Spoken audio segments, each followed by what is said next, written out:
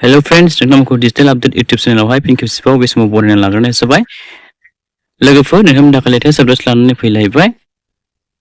जायफोरा दाख्लै थांनाय बावैसो नोंथांमोनाहाय आसाम स्पेशेल टेट नोंथांमोना एग्जाम लिरदोंमोन। दा नोंथांमोननि थाखाय जोबोर गोजोनथाव खौरां। दा नोंथांमोननि बे एग्जामनि रिजाल्टआ फैबाय दे लोगोफोर OMR शीटआहाय। दा बे OMR शीटआ नैबेवहाय नोंथांमोना नायबानो जाबाय नै लोगोफोर।